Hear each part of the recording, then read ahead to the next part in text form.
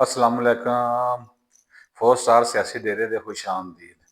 ਹਜ਼ੂਰ ਸਾਡੀ ਦੁਆ ਹੈ ਤੁਸੀਂ ਜਿੱਥੇ ਜਿੱਥੇ ਵੀ ਤਸ਼ਰੀਫ ਫਰਮਾ ਹੈਗੇ ਹੋ ਅੱਲਾਹ ਪਾਕ ਤੁਹਾਨੂੰ ਸਾਰਿਆਂ ਨੂੰ ਸਿਹਤ ਤੰਦਰੁਸਤੀ عطا ਫਰਮਾਵੇ।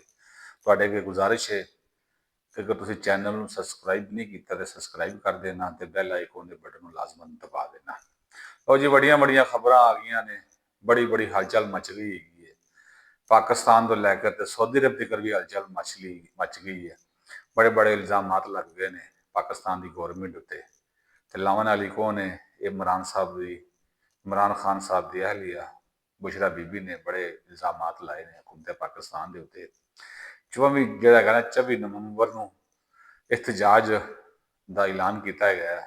हुकूमत ने भी एक अमली तय कर ली कि गलबात करा दे।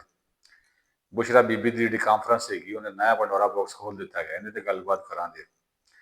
फैज हमीद का कोर्ट मार्शल आखिरी मसले से इनकी तो गलबात करा। सब पहले जी गलबात हैगी ने 24 नवंबर को एहतजाज के हवाले के नाल हुकूमत ने काफ़ी तैयारी कर ली है। जो 24 नवंबर को एहतजाज हो रहा है काफ़ी तैयारी कर ली है। इस्लामाबाद ते रावलपिंडी मुख्तलिफ जगह के उत्ते हुकूमत ने कंटेनर ला के रस्तियां बंद कर दिता गया है और पुलिस और रेंजर और फौज ने अपनी अपनी पोजिशन संभाल लिया ने। मुमकिन एहतजाज के पेशे नज़र हुकूमत ने काफ़ी ज़्यादा बंदोबस्त कर लिता गया है।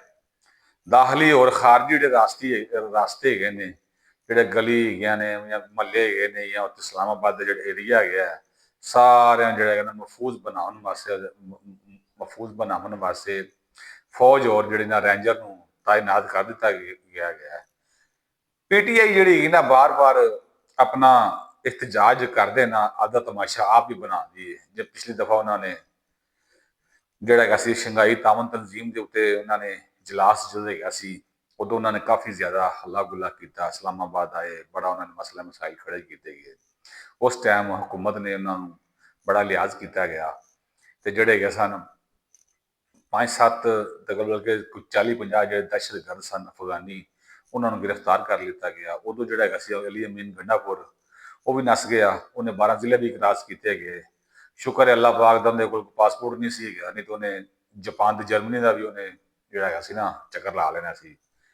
तो PTI ने ना बार बार इस इजाज की कॉल दे दिया, आधा तमाशा भी किया गया है।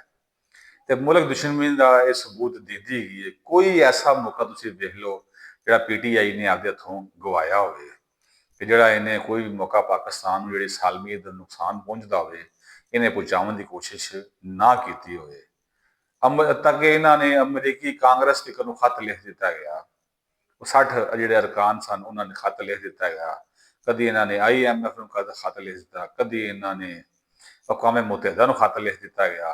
बड़े इन्होंने जितों तक इन्हों का दाज चलिया है, जितों तक इन्होंने मामलात करने से सारे इन्होंने मामलात आपके तय किए गए। शंघाई तावन तंजीम के भी इन्होंने जो इन्होंने मामलात सामने होए ने।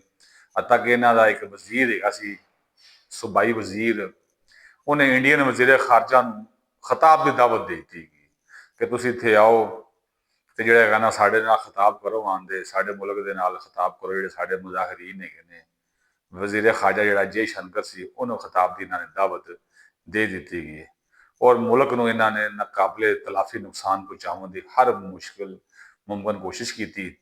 अमरीकी खत तक लहरा दिता गया। वो खत जोड़ा बड़ा इन्होंने शोर मचाया गया। वो खत लहराया बाद अमरीका कह दिया तू साड़ी मदद कर, ठीक है ना। कोई गल बड़ी जबरदस्त एक सियासतदान ने की है। उन्हें आख्या जी पहलो खान को अमरीका आज़ादी दवावेगा तो फिर जो है ना खान अमरीका आज़ादी दवावेगा तो फिर सारे जो यूथियां जोड़ा है ना दोवें मिलते तो आज़ादी दवावन अमरीका को। देखो तुम भारत जो बड़ा मुल्क, इंडिया जैसा मुल्क जिसकी साढ़े सब ने ज्यादा दुश्मनी है उस मुल्क की, उनके बड़ा मुल्क इमरान खान की हमायत करता पाया गया है, ठीक है ना। देखो साड़ी उन्हें किसी फोरम से साड़ी अज तक हमायत नहीं की गई, लेकिन इमरान खान की हमायत वो मुल्क करता पाया गया है। तो उनकी रिहाई वास्ते कोशिशा गया, रिहाई वास्ते क्यों कोशिशा किमें ना हो। ये जोड़ा कश्मीर प्लेट के रख दे उन्होंने दे दिता गया तो बाद आप अद्धे घंटे बस धुप के खड़ा हो गया। ये गल याद रखना ये ना इस बार भी जो मरानी टोला जोड़ा है ना बेनकाब होगा 24 ਨਵੰਬਰ ਦਾ ਜਿਹੜਾ ਇhtਜਾਜ ਹੈ ਵੀ ਨਾਕਾਮ ਹੋਵੇਗਾ। ਗੰਡਾਪੁਰ ਜਿਹੜਾ ਹੈ, ਗੰਡਾਪੁਰ ਟਾਰਜ਼ਨ ਸਾਹਿਬ ਆਪਣੇ ਗੰਡਾਪੁਰ ਨੂੰ ਵੀ ਜਿਹੜਾ ਹੈਗਾ ਨਾ ਵਫਾਕ ਨੇ ਵਾਰਨਿੰਗ ਜਾਰੀ ਕਰ ਦਿੱਤੀ ਹੈਗੀ। ਦੇਖੋ ਇਹ ਪਹਿਲਾ ਕੋਈ ਦੁਨੀਆ 'ਚ ਮਾਮਲਾ ਹੈ ਕਿਸੇ ਸੂਬੇ ਦਾ ਵਜ਼ੀਰ ਆਲਾ ਉਹ ਵਫਾਕ ਦੇ ਉੱਤੇ ਆਪਦੀ ਸਰਕਾਰੀ ਮਸ਼ੀਨਰੀ ਲੈ ਦੇ, ਸਾਰਾ ਕੁਝ ਲੈ ਦੇ, ਉੱਤੇ ਝੜ ਦੌੜਿਆ ਗਿਆ। ਚਲੋ ਕੋਈ ਨਹੀਂ, ਇਹਦੇ ਜਿਹੜਾ ਹੈਗਾ ਨਾ ਇਹਦੇ ਬੜੇ ਬੁਰੇ ਨਤਾਇਜ ਸਾਹਮਣੇ ਆਉਣ ਦੇ। ਇਮਰਾਨ ਖਾਨ ਦੇ ਦੌਰੇ ਹਕੂਮਤ ਦੇ ਵਿੱਚ ਅਮਰੀਕਾ ਦੇ ਦੌਰੇ ਤੇ ਗਏ ਤੇ ਵਾਪਸੀ ਦੇ ਉੱਤੇ ਇਮਰਾਨ ਖਾਨ ਸਾਹਿਬ ਨੇ ਆਖਿਆ ਜੀ ਮੈਂ ਵਰਲਡ ਕੱਪ ਜਿੱਤਦੇ ਆਇਆ। ਪਤਾ ਨਹੀਂ ਕਿਹੜਾ ਵਰਲਡ ਕੱਪ ਸੀ ਜਿਹੜਾ ਸਾਨੂੰ ਨਜ਼ਰ ਨਹੀਂ ਆਇਆ ਗਿਆ, ਜਿਹੜਾ ਉਹ ਵਰਲਡ ਕੱਪ ਸੀ ਜਿਹੜਾ ਸਾਨੂੰ ਨਜ਼ਰ ਨਹੀਂ ਆਇਆ ਗਿਆ। ਆਂਦੇ ਕਸ਼ਮੀਰ ਨੂੰ ਜਿਹੜਾ ਇੰਡੀਆ ਦੀ ਪਲੇਟ 'ਚ ਰੱਖ ਦੇ ਦੇ ਦਿੱਤਾ ਗਿਆ ਤੇ ਬਾਅਦ ਆਪ ਅੱਧਾ ਘੰਟੇ ਵਿੱਚ ਧੁੱਪੇ ਖਲੋ ਗਿਆ। ਨਾ ਧੁੱਪੇ ਖਲੋਤਾ, ਨਾ ਲੈਣਾ ਨਾ ਦੇਣਾ, ਔਰ ਕਸ਼ਮੀਰ ਤੋਂ ਬੰਦੇ ਸੀ ਪਾਕਿਸਤਾਨੀ ਫਾਰਗ ਹੋ ਗਏ। ਇਹ ਵਾਹਦ ਲੀਡਰ ਹੈਗਾ ਜਿੰਦੀ ਹਮਾਇਤ ਦੇ ਵਿੱਚ ਇਸਰਾਈਲ ਪਾਰਲੀਮੈਂਟ ਦੇ ਵਿੱਚ ਕਰਾਰਦਾਦ ਪੇਸ਼ ਕੀਤੀ ਗਈ। ਸੋਨੇ ਦਾ ਸੁਹਾਗਾ ਤੇ ਬੁਸ਼ਰਾ ਬੀਬੀ ਨੇ ਪ੍ਰੈਸ ਕਾਨਫਰੰਸ ਕਰ ਦਿੱਤੀ ਗਈ ਹੈ। ਹਕੂਮਤ ਖਤਮ ਕਰਨ ਦੇ ਵਿੱਚ ਜਿਹੜਾ ਹੈਗਾ ਸੀ ਨਾ ਸਊਦੀ ਜ਼ਿੰਮੇਦਾਰ ਹੈਗੇ ਨੇ। ਸ਼ਹਿਜ਼ਾਦਾ ਮੁਹੰਮਦ ਬਿਨ ਸਲਮਾਨ ਨੇ ਸਾਡੀ ਗੌਰਮੈਂਟ ਨੂੰ ਖਤਮ ਕੀਤਾ ਗਿਆ ਹੈ। ਬੁਸ਼ਰਾ ਬੀਬੀ ਨੇ ਕਿਹਾ ਕਿ ਜਦੋਂ ਇਮਰਾਨ ਖਾਨ ਨੰਗੇ ਪੈਰ ਗਿਆ ਮਦੀਨੇ ਸ਼ਰੀਫ ਦੇ ਵਿੱਚ, ਸਾਡੇ ਵਾਸਤੇ ਬੜਾ ਮੁਕੱਦਸ ਸ਼ਹਿਰ ਹੈ, ਸਾਰੇ ਵਾਸਤੇ ਮੁਕੱਦਸ, ਮੁਸਲਮਾਨਾਂ ਵਾਸਤੇ ਮੱਕਾ ਸ਼ਰੀਫ ਤੇ ਮਦੀਨਾ ਸ਼ਰੀਫ ਬੜਾ ਮੁਕੱਦਸ ਸ਼ਹਿਰ ਹੈਗਾ। ਉਹਨਾਂ ਨੇ ਇਜਾਜ਼ਤ ਹੈ ਕਿ ਅਸੀਂ ਤਾਂ ਸ਼ਰੀਅਤ ਨੂੰ ਖਤਮ ਕਰਨੇ ਪਏ ਆ। ਸਾਊਦੀ ਅਰਬ ਵਾਲਿਆਂ ਨੇ, ਬੁਸ਼ਰਾ ਬੀਬੀ ਨੇ ਆਪਣੇ ਇੰਟਰਵਿਊ 'ਚ ਦੱਸਿਆ ਕਿ ਅਸੀਂ ਤਾਂ ਸ਼ਰੀਅਤ ਨੂੰ ਖਤਮ ਕਰਨੇ ਪਏ ਗਏ ਆ ਤੇ ਜਿਹੜਾ ਹੈਗਾ ਨਾ ਇਹ ਪਾਕਿਸਤਾਨ ਦੇ ਜਿਹੜੇ ਬੰਦੇ ਨੇ ਇੱਥੇ ਆਂਦੇ ਸ਼ਰੀਅਤ ਨਾਫਜ਼ ਕਰਨਾ ਚਾਹੁੰਦੇ ਨੇ, ਇਹ ਨੰਗੇ ਪੈਰ ਆਉਂਦੇ ਨੇ ਮਦੀਨੇ ਸ਼ਰੀਫ ਦੇ ਵਿੱਚ ਤੇ ਉਹ ਜਿਹੜਾ ਹੈਗਾ ਨਾ ਕੰਮ ਕਰਨਾ ਚਾਹੁੰਦੇ ਨੇ। ਦੇਖੋ ਇਹ ਬਦਕਾਰਾਂ ਦਾ ਟੋਲਾ ਤੇ ਬਦਬਖਤਾਂ ਦਾ ਟੋਲਾ, ਬਦਕਾਰਾਂ ਦਾ ਟੋਲਾ ਤੇ ਬਦਬਖਤਾਂ ਦਾ ਟੋਲਾ ਇਹ ਜਿਹੜਾ ਹੈਗਾ ਨਾ ਸ਼ਰੀਅਤ ਨਾਫਜ਼ ਕਰਨਾ ਚਾਹੁੰਦਾ ਗਿਆ। ਕੋਈ ਤੁਸੀਂ ਇਹਨਾਂ ਦਾ ਜਲਸਾ ਜਲੂਸ ਵੇਖ ਲਓ, ਕੋਈ ਇਹਨਾਂ ਦਾ ਮਾਮਲਾ ਵੇਖ ਲਓ, ਉੱਥੇ ਬੁੜੀਆਂ ਨੱਚਦੀਆਂ ਨੇ, ਇਹ ਆਪ ਕੰਜਰ ਨੱਚਦੇ ਨੇ, ਠੀਕ ਹੈ ਨਾ। ਉਹ ਕਹਿੰਦਾ ਨਾ ਨੱਚਣ ਵਾਲੀਆਂ ਦੇ ਪੁੱਤਰ ਕਦੀ ਜ਼ਾਦੀ ਦੀ ਜੰਗ ਨਹੀਂ ਲੜ ਸਕਦੇਗੇ। ਅੱਜ ਅਸੀਂ ਇਹ ਬੜਾ ਇੱਕ ਨਾ ਤੰਗ ਹੋਦੇ, ਅਸੀਂ ਅੱਜ ਥੋੜੀ ਸਖਤ ਜ਼ੁਬਾਨ ਇਸਤੇਮਾਲ ਕੀਤੀ ਗਈ ਹੈ ਕਿ ਜੇ ਵੀ ਇਹਨਾਂ ਨੇ ਜਿਹੜਾ ਹੈਗਾ ਨਾ ਇਹ ਨੱਚਣ ਵਾਲੇ ਨੇ ਨਾ ਬੰਦੇ ਗਾਣ ਵਾਲੇ, ਦੱਸੋ ਇਹ ਸ਼ਰੀਅਤ ਨਾਫਜ਼ ਕਰਨਾ ਚਾਹੁੰਦੇ ਹੈਗੇ ਨੇ।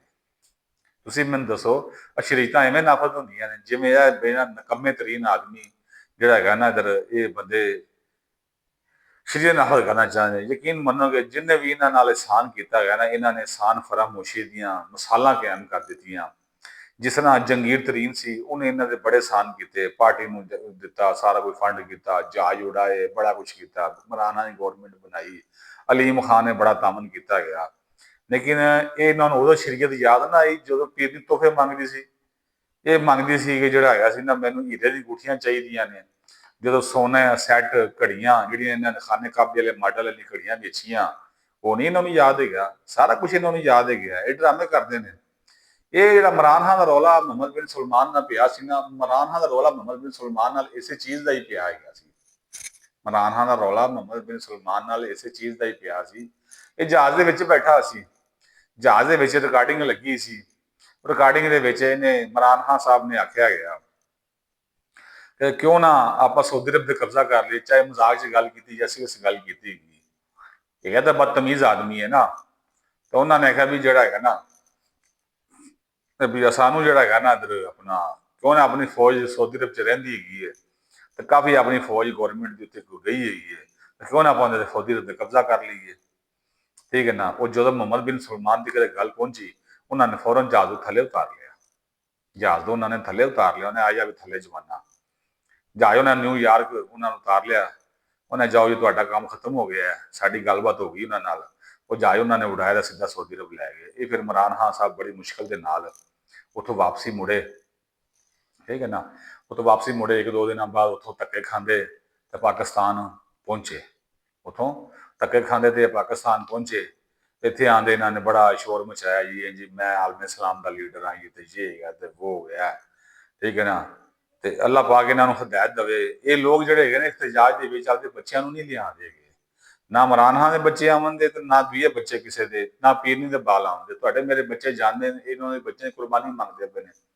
ਅਸਲ ਇਹਨਾਂ ਨੂੰ 150 ਲਾਸ਼ ਚਾਹੀਦੀ ਹੈ, ਲਾਸ਼ ਦੇ ਉੱਤੇ ਸਿਆਸਤ ਕਰਨੀ ਚਾਹੁੰਦੇ ਹੈਗੇ। ਉਹਦੇ ਬਾਅਦ ਆਨੇ ਆ ਜਨਰਲ ਫੈਜ਼ ਮਹਿੰਦਰ ਵੀ ਕੋਰਟ ਮਾਰਸ਼ਲ ਆਖਰੀ ਮਰਹਲੇ ਤੇ ਪਹੁੰਚ ਚੁੱਕਿਆ ਗਿਆ ਹੈ। ਇਹ ਇੱਕ ਐਸਾ ਇਨਸਾਨ ਹੈ ਕਿ ਜਿਹਨੇ ਪੂਰੇ ਪਾਕਿਸਤਾਨ ਨੂੰ ਫੜ ਕੇ ਡੁਬੋ ਦਿੱਤਾ ਗਿਆ ਹੈ। ਪੂਰੇ ਪਾਕਿਸਤਾਨ ਨੂੰ ਇਸ ਬੰਦੇ ਨੇ ਫੜ ਦੇ ਡੁਬੋ ਦਿੱਤਾ ਗਿਆ ਹੈ। ਇਹ ਬੰਦਾ ਪੂਰੇ ਜੁਰਮ ਵਿੱਚ ਬਰਾਬਰ ਦਾ ਸ਼ਰੀਕ ਹੈਗਾ ਹੈ। ਸਾਰਾ ਮਾਮਲਾ ਐਡਾ ਅੱਛਾ ਪਾਕਿਸਤਾਨ ਚੱਲਦਾ ਪਿਆ ਸੀ, ਲੇਕਿਨ ਇਸ ਬਦਬਖਤ ਟੋਲੇ ਨੇ ਸਾਰੇ ਮਾਮਲੇ ਨੂੰ ਖਰਾਬ ਕੀਤਾ ਗਿਆ, ਸਾਰੇ ਮਾਮਲੇ ਨੂੰ ਖਤਮ ਕੀਤਾ ਗਿਆ। ਅਸੀਂ ਦੁਆ ਕਰਨੇ ਆ, ਚਾਹੇ ਉਹ ਕੋਈ ਵੀ ਸਿਆਸੀ ਲੀਡਰ ਹੈਗਾ, ਚਾਹੇ ਫੌਜ ਦਾ ਦਰ ਹੈ ਜਾਂ ਕੋਈ ਵੀ ਬੰਦਾ, ਜਿਸ ਬੰਦੇ ਨੇ ਵੀ ਪਾਕਿਸਤਾਨ ਦੇ ਨਾਲ ਗੱਦਾਰੀ ਕੀਤੀ, ਪਾਕਿਸਤਾਨ ਨੂੰ ਨੁਕਸਾਨ ਪਹੁੰਚਾਇਆ, ਅੱਲਾਹ ਪਾਕ ਇਹਨਾਂ ਦੀ ਨਸਲ ਤੱਕ ਨੂੰ ਉਜਾੜ ਦੇ। ਕਿਉਂਕਿ ਅਸੀਂ ਇਸ ਮੁਲਕ ਦੇ ਮੁਹਾਫਿਜ਼ ਹੈਗੇ ਆ। ਇਹ ਮੁਲਕ ਹੈਗਾ ਤੇ ਸਾਡਾ ਸਾਰਾ ਕੁਝ ਹੈਗਾ। ਇਹ ਮੁਲਕ ਨਹੀਂ ਗਿਆ ਤੇ ਅਸੀਂ ਕੁਝ ਵੀ ਨਹੀਂ ਹੈਗੇ। ਅਸੀਂ ਤੁਹਾਡੇ ਅੱਗੇ ਸਾਰਿਆਂ ਨੂੰ ਗੁਜ਼ਾਰਿਸ਼ ਕਰਾਂਗੇ ਕਿ ਇਹਨਾਂ ਵਾਸਤੇ ਦੁਆ ਕਰੋ। ਅੱਲਾਹ ਪਾਕ ਤੁਹਾਨੂੰ, ਮੈਨੂੰ, ਸਾਰਿਆਂ ਨੂੰ ਅੱਛੇ ਲਫ਼ਜ਼ਾਂ ਦੇ ਵਿੱਚ ਪਾਕਿਸਤਾਨ ਦੀ ਖਿਦਮਤ ਅਸੀਂ ਕਰਨ ਦੀ ਸਾਨੂੰ ਤੌਫੀਕ ਅਤਾ ਫਰਮਾਵੇ ਤੇ ਅਸੀਂ ਆਪਦੇ ਮੁਲਕ ਦੇ ਵਾਸਤੇ, ਆਪਦੀ ਪਾਕ ਫੌਜ ਵਾਸਤੇ ਦਿਨ ਰਾਤ ਅਸੀਂ ਜਿਹੜਾ ਹੈਗਾ ਨਾ, ਆਪਦੀ ਫੌਜ ਦੇ ਵਾਸਤੇ ਅਸੀਂ ਜਿਹੜੀਆਂ ਵੀ ਜ਼ਿੰਮੇਦਾਰੀਆਂ ਅਸੀਂ ਨਿਭਾ ਸਕੀਏ ਤੇ ਪਾਕਿਸਤਾਨ ਦੀ ਤਰੱਕੀ 'ਚ ਅਸੀਂ ਆਪਦਾ ਕਿਰਦਾਰ ਅਦਾ ਕਰ ਸਕੀਏ। ਬਹੁਤ ਬਹੁਤ ਸ਼ੁਕਰੀਆ। ਅਸਲਾਮੁ ਅਲੈਕੁਮ ਵਰਹਿਮਤੁல்லாਹਿ ਵਬਰਕਾਤੁਹੂ।